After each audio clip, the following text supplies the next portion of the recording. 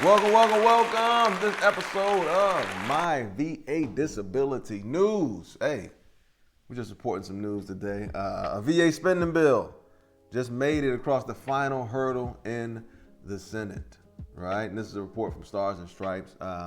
We're just going to talk about the article. I mean, again, this spending bill gets over the final hurdle in the Senate. And in this spending bill, there's some significant things for veterans that we just want you to be aware of going forward, right? Some major changes that are going to affect veterans going into the future, all right? And the first sentence of this article reads, the Senate on Friday night, today this is August 4th while we're doing this, so Friday night was 2 nights ago, August 2nd, 2025.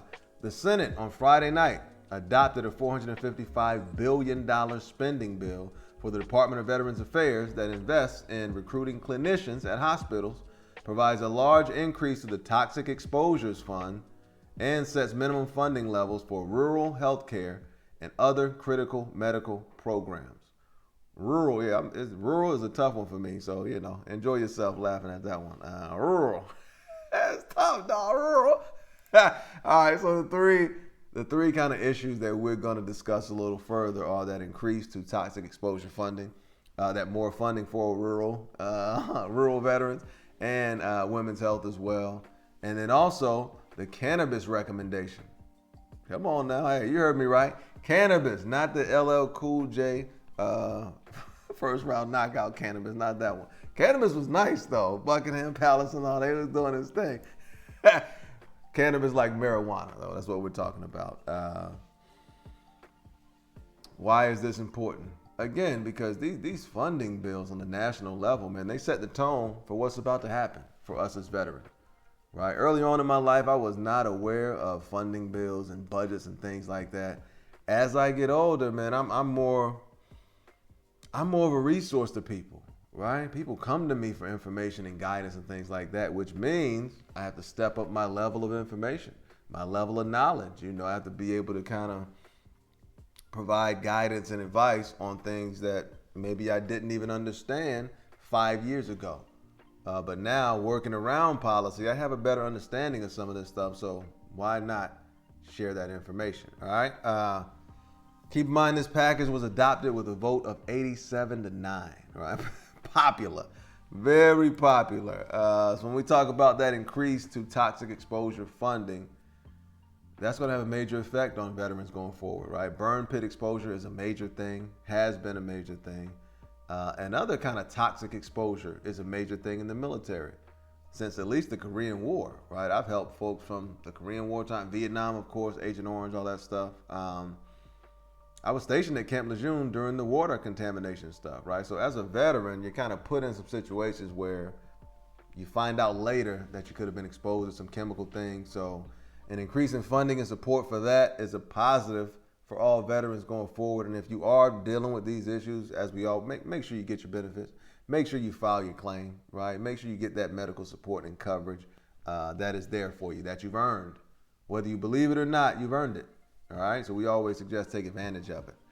And then next, they have a statute that mandates minimum levels of funding for rural veterans and women's health. When you talk about rural veterans, you're talking about veterans who live out in the country, right? Like me, I live out in the country. You know what I mean? Veterans like not close to things like malls, right? A mall is like 30 miles from me, man. Yeah, they're talking about these type of veterans who don't have access to quickly get to a VA medical center.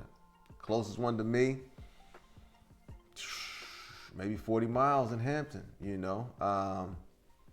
but they want to provide additional funding coverage for those veterans so that if they go to a doctor closer, that they can kind of help them take care of that funding, right? Give them the same options as a veteran who lives in the city.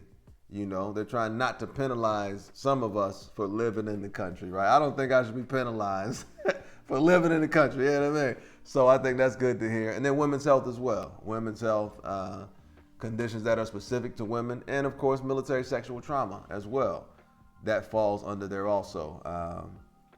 Even though sexual trauma happens on both, as a VSR, trust and believe, sexual trauma is happening to men and women, right? This is not a woman-specific thing, but in terms of the funding, I would assume that that's a part of it. So it seems like when they put the statute in place to mandate funding for certain groups, they're trying to protect these groups going into the future, making sure that they have funding streams 10 years from now, 20 years from now, 30 years from now for these specific demographics, right? And then lastly, the Cannabis Recommendation. VA doctors are allowed for the first time to recommend medical marijuana in states where cannabis is legal. Come on now, hey. I don't know what your stance is, right? Hey. I'm not sure what your stance is. I am not anti, you know what I mean?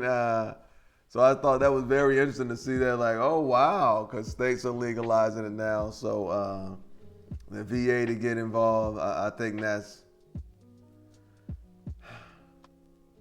it's a positive to allow veterans to have kind of alternative options.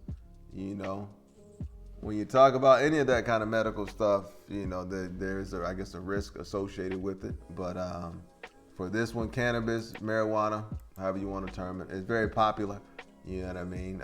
So to give veterans access to it without any legal ramifications, you know, I understand it. I understand it. And keep in mind, this means they cannot prescribe marijuana, but they can discuss it as an alternative healthcare treatment in states where marijuana is legal.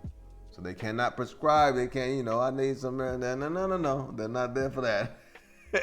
They can give you the diagnosis, though. Then you can get the card, and then you can, you know, do what you do, and you can discuss it with them in terms of use and what I should be doing. How is it helping? How is it not helping? Kind of all those things that come with any medical treatment, right? But they're taking it off the taboo list, essentially. Like, it's okay to talk about these things with your veteran. So another major development for veterans, right? But those are kind of the three that we wanted to point out. And this is from Stars and Stripes again. Go read the report yourself if you'd like to. Keep in mind the budget for the deadline, September 30th, right? So it's still about 2 months, a little less than 2 months for this thing to get passed. But if it does get passed, those are the things we're going to see in the future. Hey, learn the information. Come on now. Use the information. And if you deem it to be valuable, share the information. Hey, have a good day. Come on.